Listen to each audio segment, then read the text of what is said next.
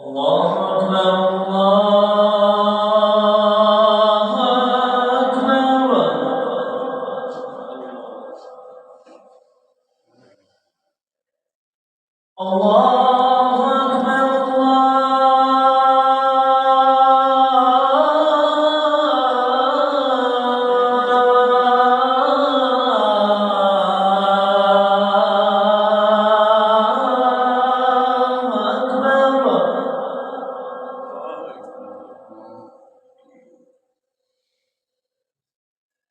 أشهد أن لا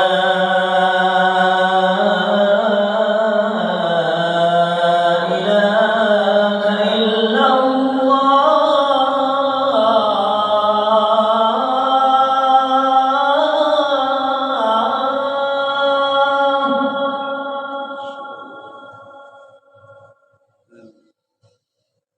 أشهد أن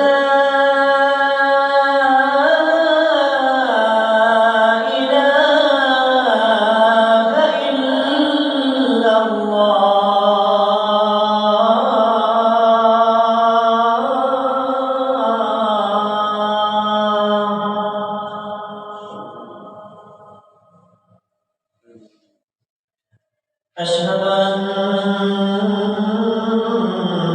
محمدا رسول الله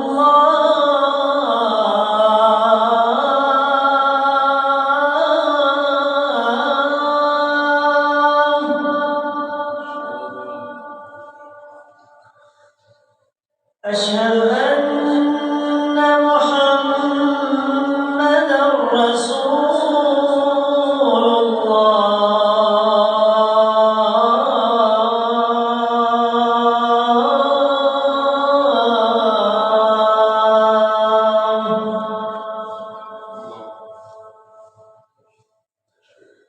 حي على الصلاة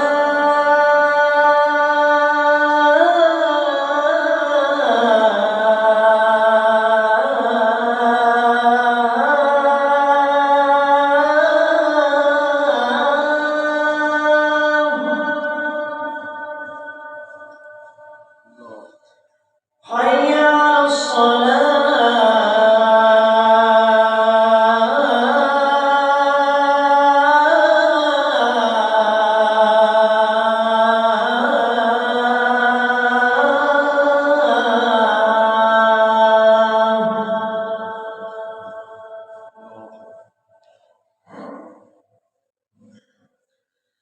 حي على الفلاح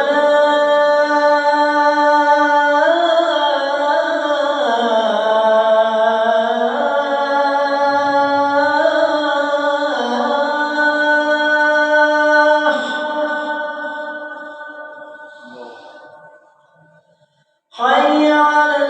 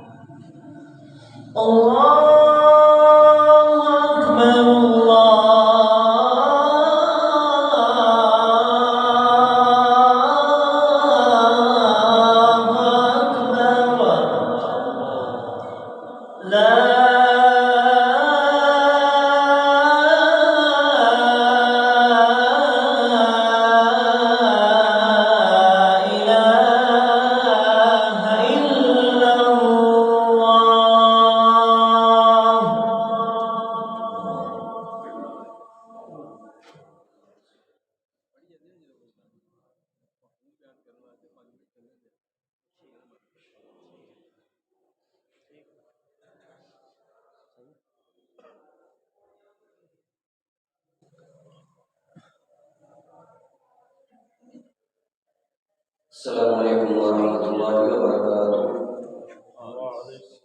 وعليكم السلام. إن الحمد لله نحمده ونستعينه ونستغفره ونعوذ بالله من شرور أنفسنا ومن سيئات أعمالنا.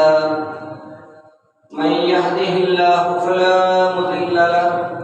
ومن يضلل فلا هادي له. وأشهد أن لا إله إلا الله وحده لا شريك له وأشهد أن محمدا عبده ورسوله يا أيها الذين آمنوا اتقوا الله حق تقاته ولا تموتن إلا وأنتم مسلمون يا أيها الناس اتقوا ربكم الذي خلقكم من نفس واحدة وخلق منها زوجها وبث منهما رجالا كثيرا ونساء واتقوا الله الذي تساءلون به والأرحام إن الله كان عليكم رقيبا يا أيها الذين آمنوا اتقوا الله وقولوا قولا سديدا يصلح لكم أعمالكم ويغفر لكم ذنوبكم ومن يطع الله ورسوله فقد فاز فوزا عظيما فإن أحسن الكلام كلام الله وخير الهدي هدي محمد صلى الله عليه وآله وسلم وشر الأمور محدثاتها وكل محدثة بدعة وكل بدعة ضلالة وكل ضلالة في النار اللهم صل على محمد وعلى آل محمد كما صليت على إبراهيم وعلى آل إبراهيم إنك حميد مجيد اللهم بارك على محمد وعلى آل محمد كما باركت على إبراهيم وعلى آل إبراهيم إنك حميد مجيد اللهم انفعنا بما علمتنا وعلمنا ما ينفعنا وزدنا علما رب اشرح لي صدري ويسر لي أمري واحلل عقدة من لساني يفقهوا قولي أما بعد فأعوذ بالله السميع العليم من الشيطان الرجيم من همزه ونفخه ونفسه وأقيموا الصلاة وآتوا الزكاة وأقرضوا الله قرضا حسنا وما تقدموا لأنفسكم من خير تجدوه عند الله هو خيرا وأعظم أجرا واستغفروا الله إن الله غفور رحيم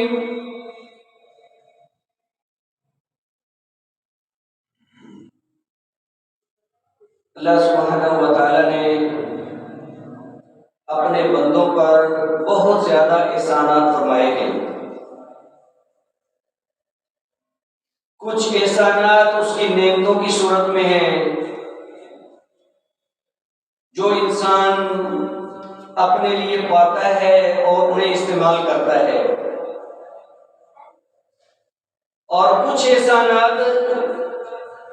اللہ سبحانہ و تعالیٰ کے احکام کی صورت میں ہیں۔ جو قدردان ہے اس کو اس بات کو سمجھنا چاہیے کہ اگر میرے مالک نے میرے اوپر عنایات کی ہیں، جو کھانے پینے کی چیزیں، رہنے کے لیے،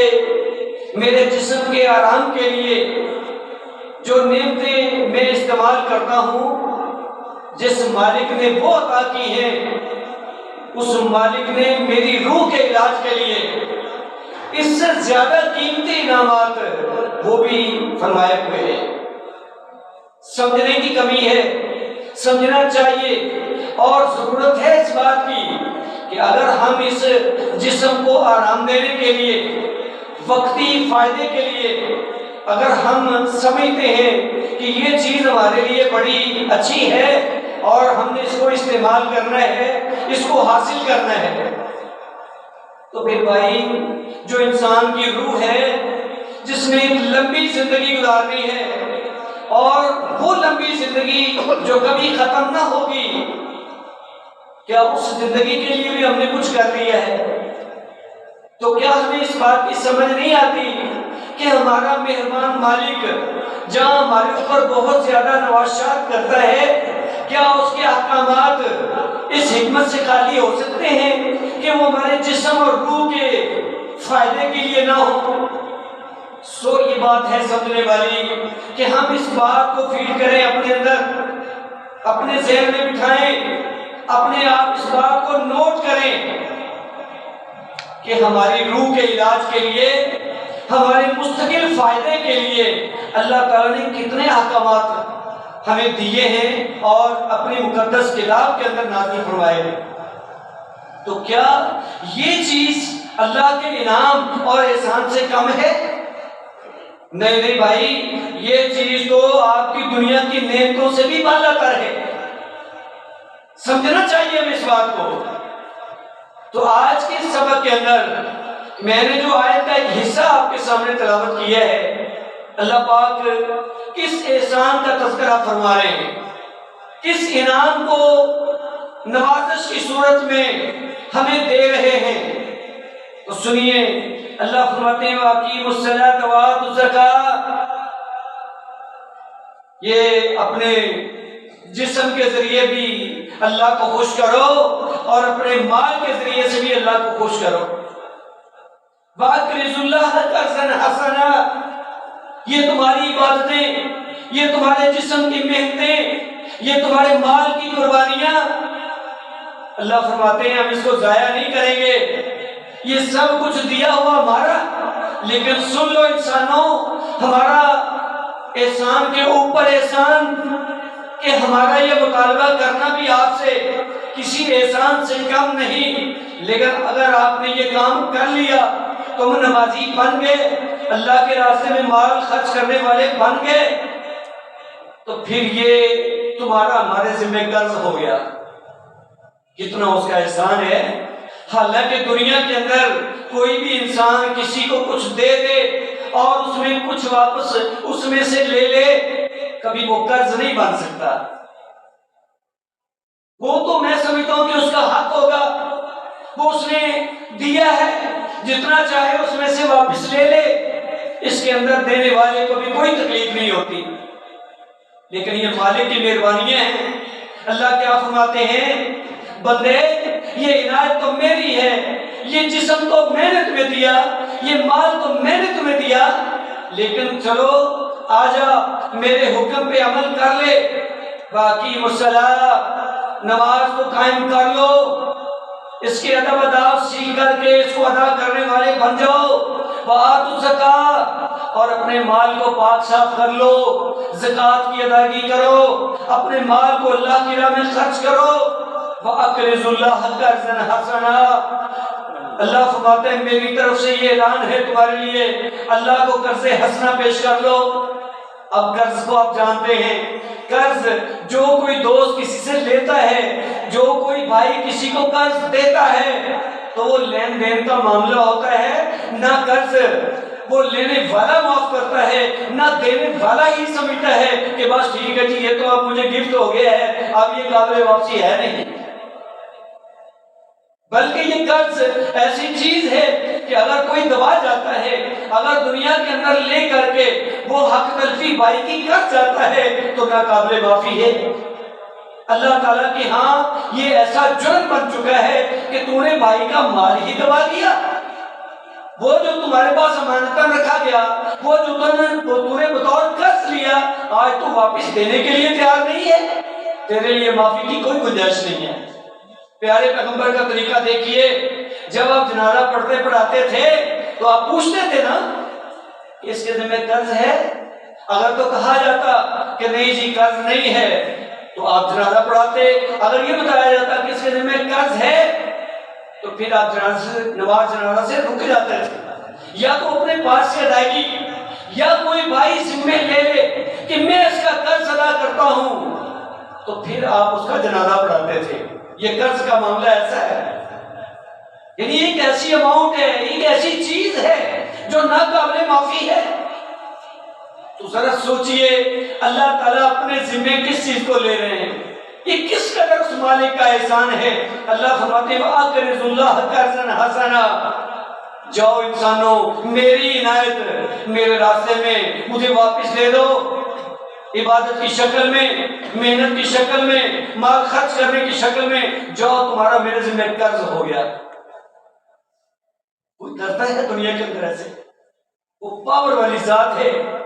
سارا کچھ اس کا ہے، سارے خزانوں کا مالک وہ ہے، اپنے حقیر سے بندوں کو نواز کر کے واپسی کا مطالبہ کر کے کہ یہ میرا بندہ میرا کہنا مانتا ہے کہ نہیں مانتا. یہ گویا ایک اللہ تعالیٰ کا حکم ہے کہ نماز پڑھیے, اپنے جسم کے ذریعے سے اپنے رب کو راضی کیجئے اور زکوٰۃ کی ادائیگی بھی کیجئے, تو یہ تمہارا میرے ذمہ قرض ہو گیا. یعنی گویا ہماری نمازیں, یہ ہمارا مال خرچ کرنا, یہ ہماری محنت کوشش, جس کے اثرات دنیا کے اندر بھی ہمیں ملیں گے, لیکن اللہ فرماتے نہیں میرے بندو, کل قیامت والے دن میری تمہاری باتیں ہوں گی, یہ تمہارا میرے ذمہ قرض ہے, اس کی واپسی ہوگی. تو آج یہ سودا کتنا سستا ہے, آج ہم اس سے بے خبر ہیں, نماز سے غافل ہیں, اللہ کی راہ میں خرچ کرنے سے غافل ہیں. اللہ نے جو ہم سے سودا کیا, جو ڈیمانڈ کی, جو حکم دیا, اس سے بالکل بے خبر ہیں. بہت نقصان والا سودا ہے. بہترین سودا یہ ہے کہ اللہ نے ہم سے مانگ لیا, ہم اس کی ادائیگی کے لیے تیار ہو جائیں. اس لحاظ سے یہ بڑا سستا ہے سودا کہ اللہ نے جو کچھ خود دیا اس میں سے کچھ کا مطالبہ کر کے اپنے ذمہ قرض لے لیا, اور پھر اللہ دوبارہ اعلان فرماتے ہیں وَمَا تُقَدِّمُوا لِأَنفُسِكُم مِّن خَيْرٍ, جو ذرہ برابر بھی اپنی جانوں کے لیے خیر نیکی آگے بھیجو گے, تَجِدُوهُ عِندَ اللَّهِ, اللہ کے ہاں ملے گی, وہ تم پاؤ گے, وہ تمہیں بدلے کے طور پہ دیا جائے گا, بلکہ کئی گنا بڑھا کے دیا جائے گا. کیا یہ مالک کی عنایات نہیں ہے؟ ایک ایک آیت اور آیت کے کچھ حصے کے اندر اللہ سبحانہ تعالیٰ نے کمال نہیں کر دی کہ انسانوں کہاں بیٹھے ہو, کیا ہے سوچیں تمہاری, کہاں پھرتے ہو, آؤ تو صحیح ذرا ہمارا کہنا مان کے تو دیکھو, ہمارے کو ساتھ سودا کر کے تو دیکھو, آؤ تھوڑی سی محنت کر لو. اب وقت ہے محنت کرنے کا, غفلت کا وقت نہیں ہے. آج دنیا کے اندر یہ ہمیں وقت ملا ہے, اس وقت سے فائدہ اٹھائیے, مالک کی عنایات سمیٹیے, اور جو کچھ اللہ پاک نے مطالبہ ہم سے کر دیا ہے یہ بھی اس کا احسان ہے, اس احسان کو بھی لیجئے اور اس کا بدلہ بھی انشاءاللہ ملنے والا ہے. تو اللہ فرماتے ہیں اللہ کو قرض حسنہ دے دو, وَمَا تُقَدِّمُوا لِأَنفُسِكُم مِّن خَيْرٍ تَجِدُوهُ عِندَ اللَّهِ, جو بھی نیکی کرو گے, معمولی سے معمولی کر لو گے, بڑی سے بڑی کر لو گے, تَجِدُوهُ عِندَ اللَّهِ, اللہ کے ہاں مثلی پاؤ گے, وہ ضرور بھی ضرور اللہ تعالیٰ کے ہاں آپ کو بدلہ دیا جائے گا, وہ چیز آپ کی اللہ تعالیٰ کے ہاں موجود ہوگی. فرمایا هُوَ خَيْرًا وَأَعْظَمَ أَجْرًا, وہ اللہ وہ بہت بہتر ہے, وہ بہت اعلیٰ ذات ہے, اور بدلہ دینے کے لحاظ سے بڑی عظیم ذات ہے. دوسرے لحاظ سے یوں سمجھیے کہ اللہ پاک نے جو تمہیں حکم دیا اور جو کچھ تم نے کر لیا یہ تمہارے حق میں بہت اچھا ہے, اور بدلے کے لحاظ سے بھی بہت اعلیٰ چیز ہے. یعنی شاید کسی کو سمجھ نہ آئے بات, اللہ فرماتے ہوا خیرن, یہ بہت ہی اچھی بات ہے. اگر آپ کے ذہن میں یہ بات آ جائے کہ ہم نے اپنے مالک کی رضا کے لیے کچھ کرنا ہے تو یہ بہت اچھا ہے. وَأَعْظَمَ أَجْرًا, اور مزدوری بدلے کے لحاظ سے بھی یہ بہت بڑی چیز ہے. لیکن ایک بات ساتھ ساتھ وہ بھی ساتھ رکھیے, اس کو بھی ملائیے, محنت کوشش کیجئے. وَاسْتَغْفِرُ اللَّهِ, اللہ سے بخشش بھی طلب کرتے رہو, اللہ سے معافی مانگتے رہیے. محنت کوشش کرنے کے باوجود یہ نہیں کہ کچھ نہیں کرنا, بس اللہ غفور رحیم ہے. اللہ سبحانہ وتعالیٰ کا حکم آ گیا, نماز کا حکم آ گیا, زکوٰۃ کا حکم آ گیا, فرمایا یہ کام کر کے بھی اللہ سے بخشش مانگتے رہو. کوئی کمی کوتاہی ہوگی اللہ کے فضل سے, اللہ کی مہربانی سے, اس کے احسان سے وہ بھی معاف ہو جائے گی. پیارے پیغمبر فرماتے ہیں نا التائب من الذنب کمن لا ذنب لہ, جو بندہ اپنے گناہ سے معافی مانگ لیتا ہے, اللہ کی طرف رجوع کرتا ہے, وہ تو ایسے ہو جاتا ہے جیسے اس کے دل میں گناہ ہے ہی نہیں. گویا گناہ کر کے بھی انسان پاک صاف ہو جاتا ہے, اور نیکیاں وہ کبھی ضائع نہیں ہوتی, وہ اللہ کے یہاں ذخیرہ رہتی یہ بھی اس کی عنایت ہے۔ نیکیاں سکھا کے اگر آپ نے طریقے کے مطابق پورا عمل کیا ہے، انشاءاللہ مکمل طور پہ اس کا بدلہ آپ کو ملنے والا ہے، اور بہت گناہ بڑھا چڑھا کے ملنے والا ہے۔ اور اگر کوئی کوتاہی ہے، آپ مالک سے معافی مانگیے، اللہ معاف کرنے والے ہیں۔ ان اللہ غفور الرحیم، اس بات میں شک نہیں، یقیناً اللہ سبحانہ و تعالیٰ بخشنے والے مہربان ہیں، یعنی اس کی عنایت ہے، اس کی مہربانی ہے کہ وہ اللہ معاف کرنے والے ہیں۔ سو بھائیو، آج کے اس درس کے اندر، آج کی اس ہماری مجلس کے اندر ہم نے اس بات کو سمجھنا ہے کہ مالک نے کس انداز سے ہمارے اوپر عنایات کی ہیں، اور ہمیں کس طریقے سے تھوڑے وقت کے لیے کچھ کرنے کا حکم دیا ہے۔ پورے 24 گھنٹے کے اندر سے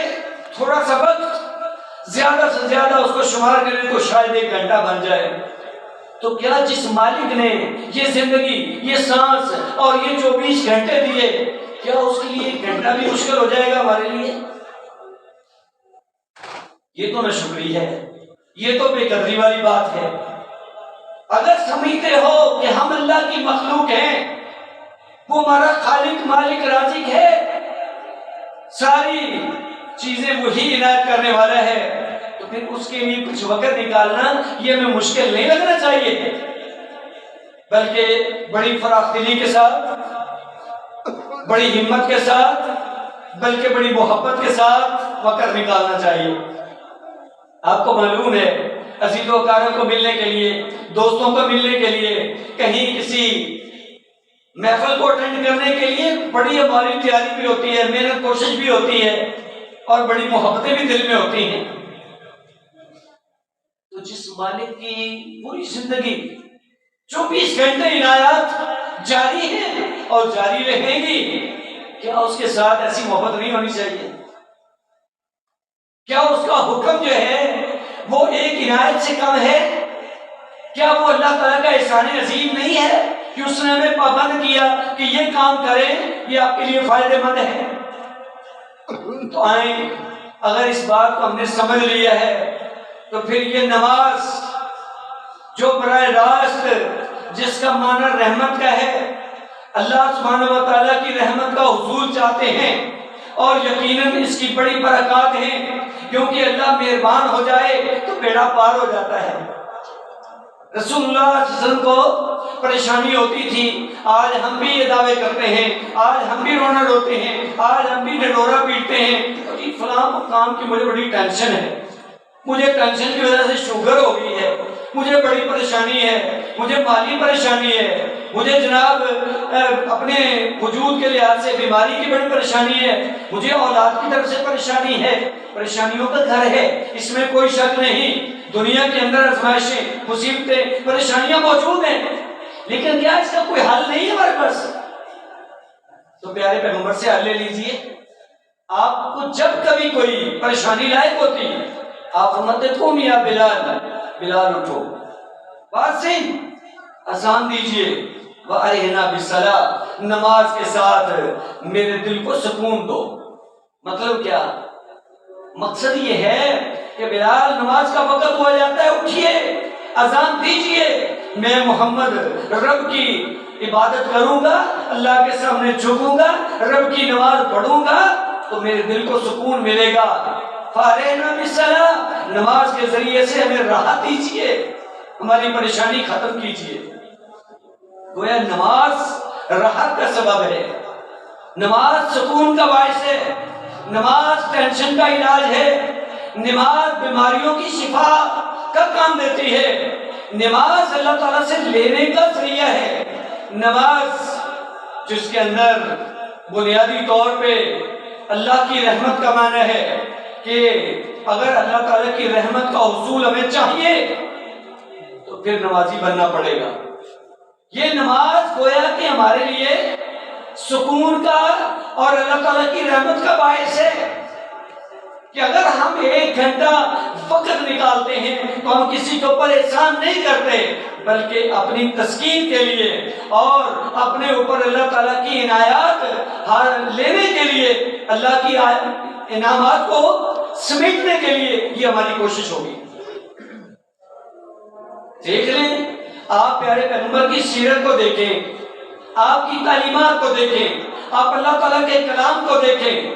باقی سارے اعمال بھی ہیں، لیکن یہ نماز کا عمل کتنا قیمتی ہے، کتنا ضروری ہے، آپ بھائی صاحب بخوبی واقف ہیں، سب کو معلوم ہے کہ یہ نماز کتنی اہمیت والی چیز ہے، کتنی فائدے کی چیز ہے، اور کس قدر اللہ تعالیٰ سے لینے والا یہ فارمولہ ہے، لیکن سستی کوتاہی ہم سب کے اندر ہے۔ روزانہ کی بنیاد پہ 5 نمازیں یہ ہمارے پر فرض ہیں، معافی نہیں ہے، رعایت تو مل سکتی ہے لیکن معافی نہیں ہے، لیکن بہت سارے لوگ ہیں، اکثریت ہے جو نماز سے معافی حاصل کر چکی ہے۔ ہیں ہم مسلمان، ہیں اس مالک کا کھانے والے، ہیں اس مالک کی پیداوار، اس کی مخلوق، لیکن اس کی ماننے کے لیے تیار نہیں ہے، اس کے لیے وقت نکالنے کے لیے تیار نہیں ہے۔ یہ دکھ کی بات ہے۔ اگر ہم مسلم ہیں اور مسلمان کی تو پہچان ہی نماز ہے۔ صحابہ بیان فرماتے ہیں کہ اللہ کے رسول کے دور میں ہمارے ہاں نماز سے کون رہتا تھا، بلکہ لیٹ ہونے والا وہ منافق ہی لیٹ ہوتا تھا، بلکہ نماز ایک پہچان سمجھی جاتی تھی مومن ہونے کے لیے، کہ جو نماز پڑھتا تھا اسے ایمان کے اندر شامل داخل سمجھا جاتا تھا، جو نماز نہیں پڑھتا تھا اسے مسلمان ہی نہیں سمجھا جاتا تھا۔ آج ہم نے تو ایمان اسلام کو اپنے گھر کی چیز بنا لیا کہ نہیں یہ تو میری جیب میں ہے، بھلا ایمان اسلام سے مجھے کون فارغ کر سکتا ہے؟ حالانکہ پیارے پیغمبر کا فرمان بھی موجود ہے، بین العبد و بین الکفر ترک الصلاۃ، بندے اور کفر کے درمیان حد فاصل ہے تو وہ نماز ہے۔ اگر نماز آپ نے قائم رکھی ہوئی ہے آپ کفر میں جانے سے بچ سکتے ہیں، اگر آپ نے نماز کا عمل سائیڈ پہ کر دیا ہے تو آپ کو کفر میں جانے سے کوئی چیز روک نہیں سکتی۔ کتنا خطرناک معاملہ ہے۔ ہم نے نماز کو ٹھکانے لگایا ہوا ہے، نماز کے لیے وقت نہیں ہے، نماز کے لیے ہمت کوشش محنت نہیں ہے، لیکن ہیں ہم پکے مسلمان۔ اور دیکھیں باقی سارے اعمال بھی ہیں، لیکن ایک وقت پہ، اور اس کے لیے مختلف کنڈیشنیں ہیں، گنجائش کی صورت ہے، حالات ہیں، بہت کچھ ہے، لیکن نماز واحد ایسی چیز ہے جو کسی حال میں بھی معاف نہیں۔ آپ حیران ہوں گے کہ جوان لوگ بھی نمازوں سے غافل ہیں، حالانکہ پیارے پیغمبر کیا فرماتے ہیں کہ بچہ 7 سال کا ہو گیا ہے، کتنا بڑا ہو گیا بچہ، ہم تو اس کو اتنا چھوٹا بچہ سمجھتے ہیں کہ ابھی تک اس کے لاڈ پیار چل رہے ہوتے ہیں، لیکن آپ فرماتے ہیں کہ بچہ 7 سال کا ہو گیا ہے، انہیں نماز پڑھنے کا حکم دو۔